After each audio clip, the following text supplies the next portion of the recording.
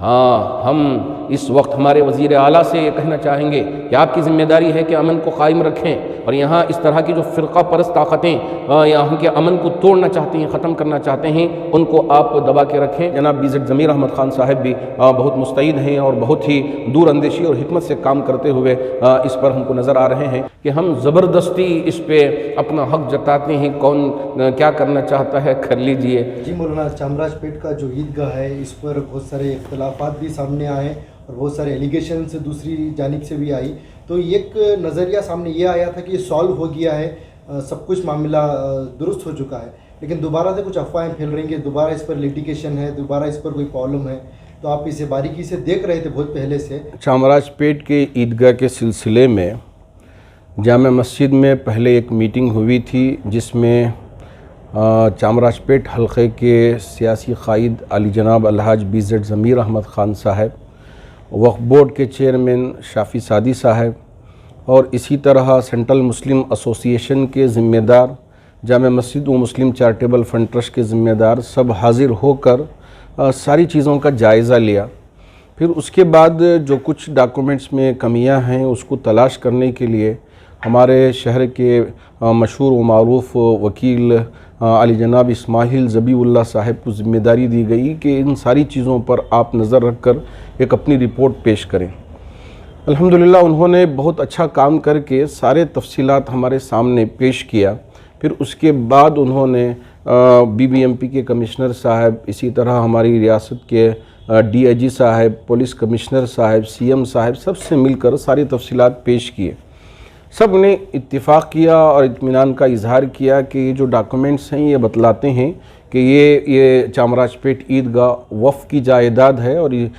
اس پر متولی central مسلم ایسوسی ایشن ہے، تو اس لیے اب یہاں کوئی ویواد کا مسئلہ ہی نہیں ہے، کوئی ٹینشن کا مسئلہ ہی نہیں ہے۔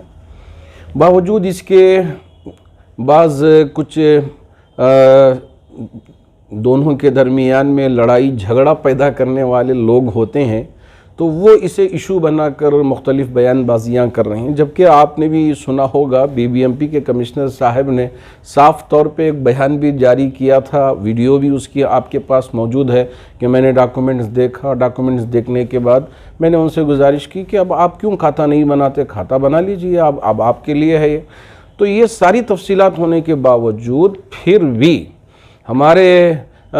اس شہر کے کچھ غیر مسلم بھائی جو فرقہ پرست ہوتے ہیں، یہاں ٹینشن کریٹ کرنا چاہتے ہیں، ہندو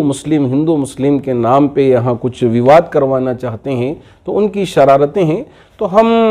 اس وقت ہماری ریاست کے وزیر اعلیٰ بومی صاحب سے گزارش کرنا چاہیں گے اور اسی طرح DIG صاحب سے گزارش کرنا چاہیں گے، پولیس کمشنر صاحب سے گزارش کرنا چاہیں گے کہ اب آپ کی ذمہ داری ہے کہ یہاں کوئی بھی آئے اور یہ یوں کہے کہ ہم یہاں ایسے جمع ہو جائیں گے، یہ کریں گے، وہ کریں گے، ہم فلاں کام کریں گے، یہ کیا ہو گیا، سمجھ سے باہر ہے۔ یہ جب مسئلہ حل ہوا ہے اور یہ سارے BBMP کے ہونے کے پہلے یہ باتیں سامنے آ رہی تھیں اور اس سامنے بالکل واضح ہو گیا کہ BBMP کا اس پر کوئی حق نہیں ہے، بلکہ اس پر پورا حق وقف بورڈ کا ہے اور سینٹرل مسلم ایسوسی ایشن اس کا متولی ہے، تو پھر اب کیوں اس پر ویواد کرنا چاہتے ہیں؟ تو بس یہی مقصد ہے کہ ہم زبردستی اس پہ اپنا حق جتاتے ہیں، کون کیا کرنا چاہتا ہے کر لیجئے۔ ہاں ہم